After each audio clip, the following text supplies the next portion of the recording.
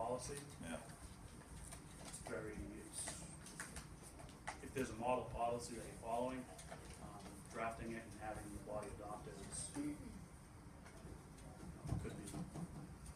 correct me if I'm wrong, it could be,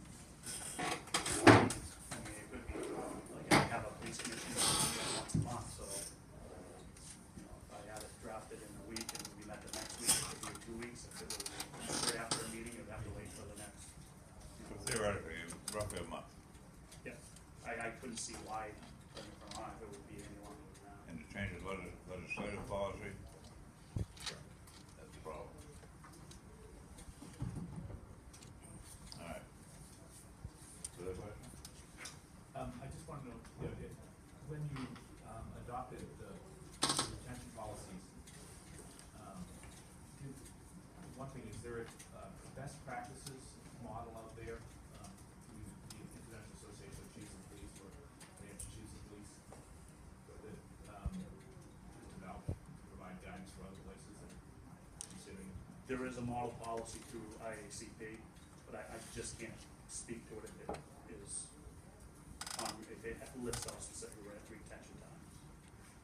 And so has the, did your municipal council or the municipal insurance carrier weigh in on the retention question?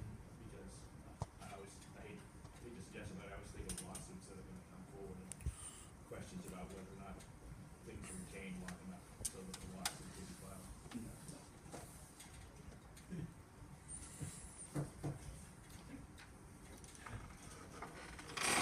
But just to follow up on that, the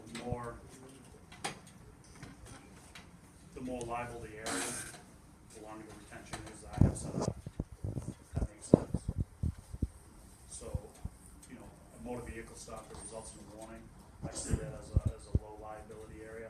That's why it's 30 days.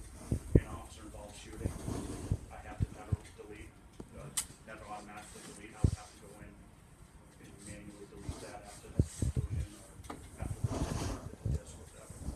So, I don't know if that goes to your question, but the higher the liability, the longer the time frame we set. I think that's worth commenting on my own 31-day comment earlier, is that's a dot or a data reporting that does not have obvious evidentiary value or is requested under 91A. Anything that we retain as evidence that is reported, that document or that data reporting is then stored as evidence and we retain it until the court of jurisdiction told us to destroy it. So I tried very frankly, I tried to keep this as simple as my ability with the use of technology allows. For me, the amount of time that either I would have to dedicate or my supervisory staff would have to dedicate or an administrative person would have to dedicate to sorting through videos to see, okay, this one is a warning, it has to be retained for this amount of time. This is a summons, it has to be retained for this amount of time. This is a call for service involving violence, it has to be retained for this, an arrest for this. That, to me, that would make it cost prohibitive. So, my instructions are simple. Retain as evidence separately for as long as the court allows you those images. All other non-evidentiary images, 31 days. This makes it simple for me. That's what works for my community. Chief Drolet is describing what works for his community. And I think that that's a theme that you're going to hear across this. It's every community's decision how these things should be done. I don't think that type of thing should be legislated. Go back. If there's an incident, or I should say on the incident report that the officer fills out, does it show that there was videotape available for that incident? If it's retained as evidence. So all your officers have body cam? Any officer that is, again, Ware Police Department, any officer that is assigned routine field duties. So, and I use that term deliberately.